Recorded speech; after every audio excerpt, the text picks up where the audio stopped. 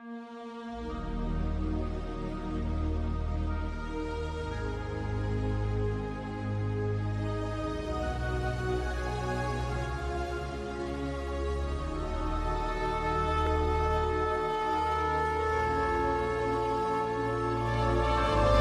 a todos com a paz do Senhor Jesus. Eu sou o presbítero Mafran. Estou aqui para compartilhar com vocês mais uma porção da palavra do Senhor Jesus. Quero desde já agradecer a todos os meus inscritos que já inscreveram nesse canal. Já passamos dos 100 inscritos. Graças a Deus por isso. Deus abençoe suas vidas.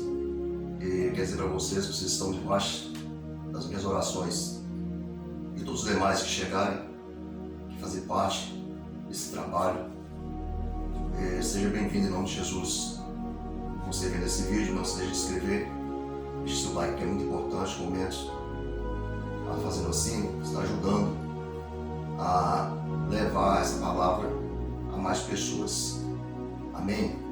Mas eu quero deixar essa palavra, esse dia, respondendo uma pessoa que fez um comentário, que essa pessoa colocou, ao jeito dela pensar, o presidente eleito atual, que vai começar ano que vem. Ela colocou essa pessoa como se fosse José do Egito. Vamos passar pelas mesmas situações que o José passou, dando direito a essa pessoa de igualdade à história de José. E eu quero deixar em rápidas palavras, é bastante conhecido esse texto, essa história, mas infelizmente parece que tem muitas pessoas que ainda não conhecem esse texto. E nós podemos compreender que a história é totalmente diferente. Aqui no capítulo 37 de Gênesis até o 41 descreve essa história. Não é possível trazer toda essa história para você aqui no momento, porque o vídeo fica muito grande e não teria condições. Mas você tem uma Bíblia, você que não conhece, tem curiosidade de conhecer, leia, que você vai ver como começou. Primeiro começou aqui no capítulo 37, quando José sonhou, teve um sonho e contou para os seus irmãos. José contou para os seus irmãos, dizendo: olha, eis que eu tive um sonho, que nós saímos no campo para catar molhos. E o meu molho, meu feixe, se ergueu e ficou em pé. E todos os vossos feixes, vossos molhos, se dobravam, se inclinavam ao meu molho, aos meus feixes. Aí os irmãos dele ficou irado e disse para eles interpretar na hora. Eles interpretaram o sonho na hora e disseram: deveras tu reinarás sobre nós? E sai ficaram nervosos com aquilo. Não recebeu aquele sonho. Dias depois, José contou outro sonho para eles. Teve outro sonho e falou assim: olha, eis que o sol e a lua e 11 estrelas se inclinavam a mim. Pelo que o pai de José, Jacó, repreendeu ele e falou assim: olha, porventura, que sonho é esse que você sonhaste? Porventura irá eu, a sua mãe e os seus 11 irmãos prostrar perante ti em terra? Os irmãos de José ardiam em inveja, porém Jacó guardou aquilo no seu coração. Tempos depois, porque José era amado de Jacó, pois Jacó fez uma túnica para José de várias cores, porque José era filho. Um dia que eu tiver uma oportunidade aqui, eu posso trazer um ensinamento mais declarado. sobre isso. Porque José era filho da Raquel, a amada de Jacó. O José e o Benjamim, pelo que Jacó fez uma túnica de várias cores para José. E isso trazia inveja aos irmãos, achando que Jacó amava mais a José do que eles. Certo dia, Jacó enviou José ao campo para ver se eles estavam bem nos seus trabalhos. Quer dizer, já estava colocando José para liderar. Quer dizer para você, meu amigo, quem nasceu para liderar, quem Deus colocou nesse mundo para liderar, ele é um líder por excelência, já vem de nascença. É por Deus. Então, quando os irmãos de José viu a José, porque José ali andou por caminhos errantes ali, encontrou um homem, procurou onde os irmãos estavam, aquele homem ensinou a ele o caminho onde eles estavam, tinha visto eles. Quando eles viram ele à distância, falou assim: olha, lá é meu sonhador, vamos pegar ele, vamos matar. Mas o Rubens livrou José das mãos deles.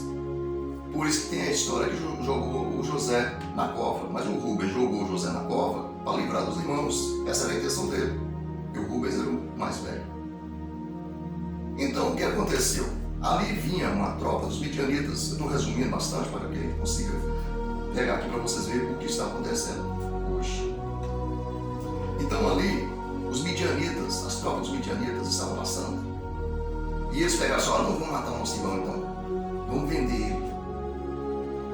E vendeu o José por 20 moedas de prata. E ali se vai o José. Mas Deus era com José. E o José foi vendido então. Os midianitas conduziu José, aleluia, para o Egito. Chegando lá, José foi comprado por essas 30 moedas de prata. Ou seja, essas 20 moedas de prata, quase a semelhança de Jesus, né? Jesus foi comprado por 30, vendido por 30, né? E José foi vendido por 20. Então ali, Deus tinha preparado a pessoa certa para comprar o José. Pelo qual ele foi parar na casa do eunuco, o capitão da guarda de Faraó.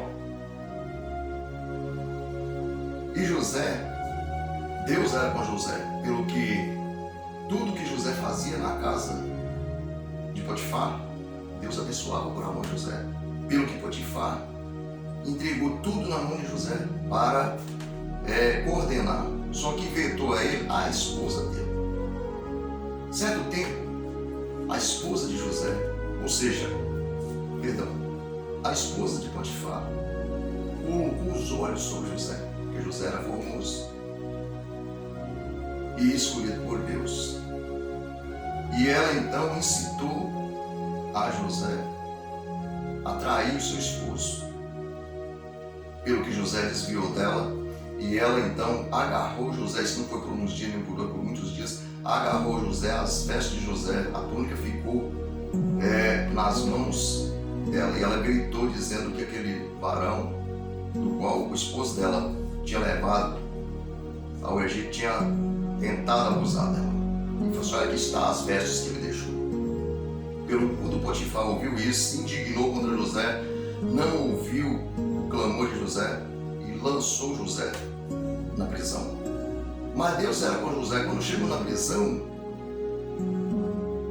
José, o porteiro, o carcereiro, viu em José tanta graça de Deus que entregou também os presos tudo na mão de José para coordenar, porque sabia que ele tinha condições, via as condições que José tinha de liderança.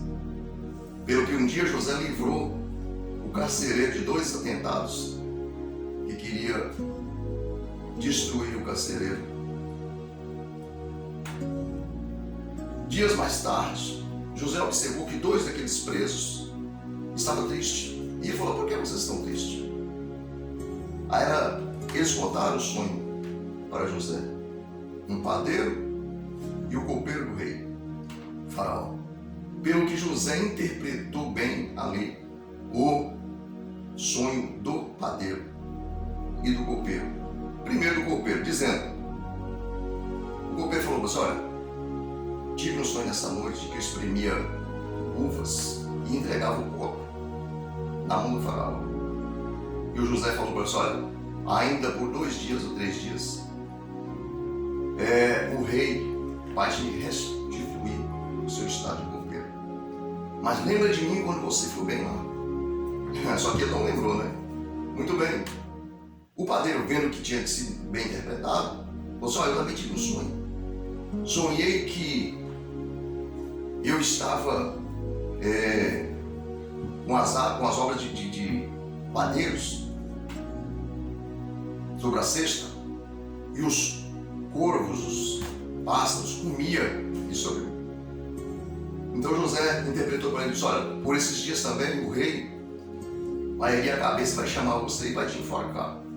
E as aves começou a te comer conforme o seu sonho. E José só foi engrandecendo a vez do Senhor. Vocês podem acompanhar a história, que vocês lendo ainda, tem mais partes ainda, estou falando aqui só resumindo, mas vocês podem acompanhar a história na Bíblia de vocês e verem que Deus era com José. Não tinha nada a ver com política humana. Não tinha nada a ver com política humana.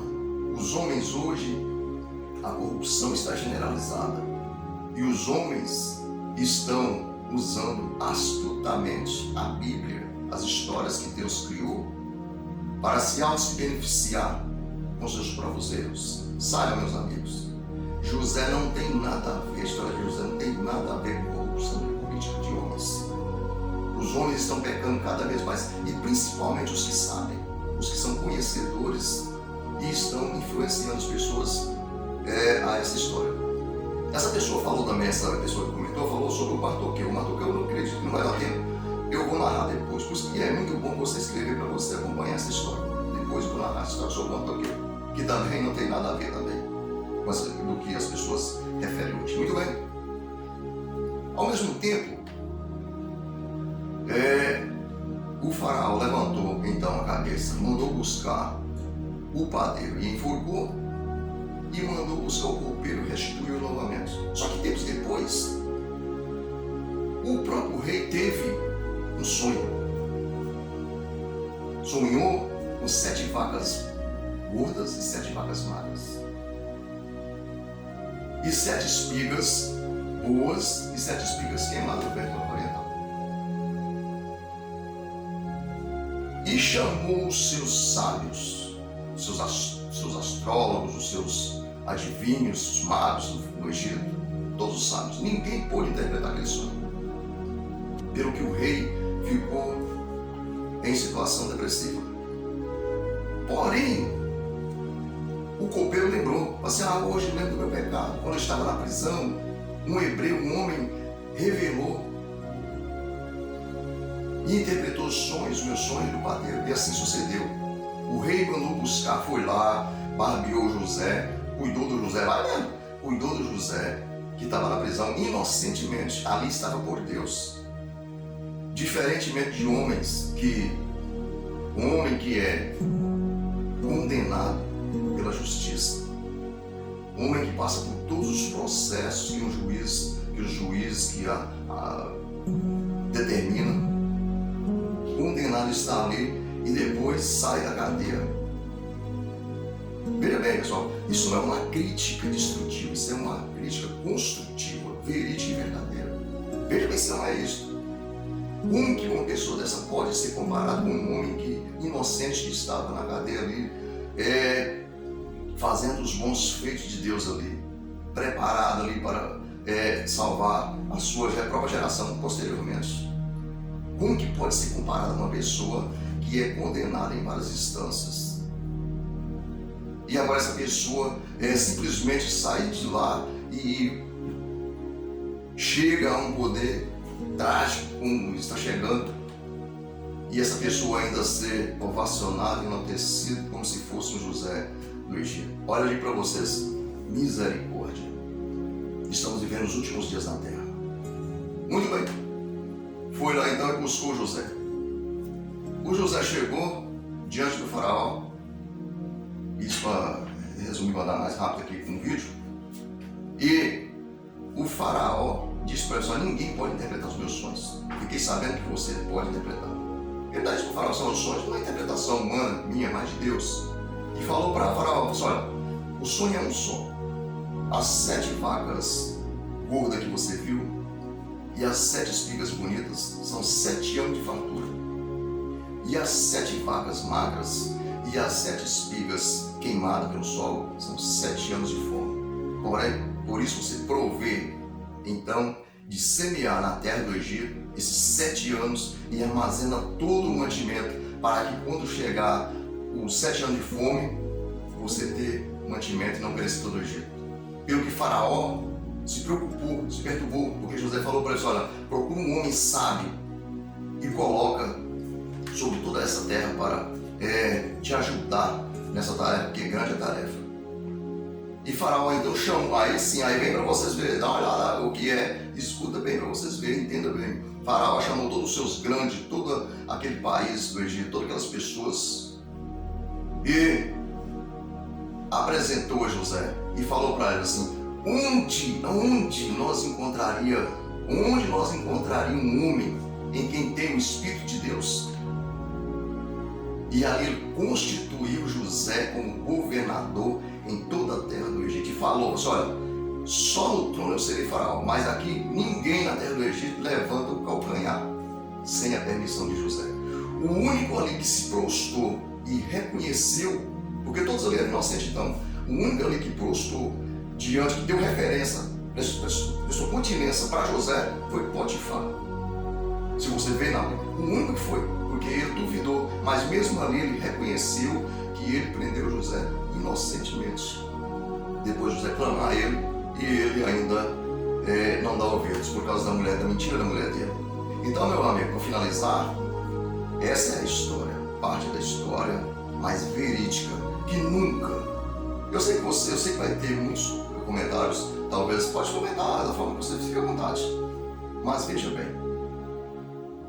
nunca devemos tão lucidamente conscientes comparar uma belíssima história dessa vinda de Deus por homens corruptos. Homem, favor a regularização de drogas. Homem, a favor do aborto. Homem, a favor do fechamento de igrejas, perseguição dos cristãos. Homem que tem todo tipo de plano diabólico e hostil, a menos que se converter e se arrepender. Então, não seria, da minha parte, uma grande ignorância dizendo que esse homem se compara a José ou Mardoqueu, que eu vou falar depois do capítulo de Esther em outro vídeo. Amém, meus queridos? Essa é a palavra. Jesus está voltando. Que Deus tenha misericórdia de nós, todos nos ajuda. O meu interesse aqui na palavra não é dirigir essa palavra, não afronta ninguém. É que as pessoas se conscientizem que Deus trabalha nos corações, abençoa a cada um e dá um entendimento para que essas pessoas cheguem à real verdade. Amém? Estarei orando neste momento para todos. Oremos. Soberano eterno Deus, Pai de nosso Senhor e Salvador Jesus Cristo, somos gratos a Ti, meu Senhor, porque Tu és fiel, Tu és maravilhoso e todo o poder, Senhor Deus, pertence a Ti. O Senhor é o dono do poder, o Senhor é o dono da verdade. Todas as coisas, meu Senhor Deus, de permissão Sua, meu Pai, e o Senhor constitui a quem o Senhor quer. Deus da glória, entra com providência, meu Senhor Deus, neste momento, ó Pai, faça uma obra nos corações. Abençoa, Senhor Deus, os meus inscritos, ó Pai, também aqueles que vão chegar. Abençoa, Deus, toda a população brasileira, toda a igreja, meu Senhor Deus, todas as autoridades, para a glória do Teu nome, ó Pai. É o que eu te peço e te agradeço, no nome de Jesus. Amém, meus irmãos, meus amigos. Deus abençoe a sua vida, em nome de Jesus.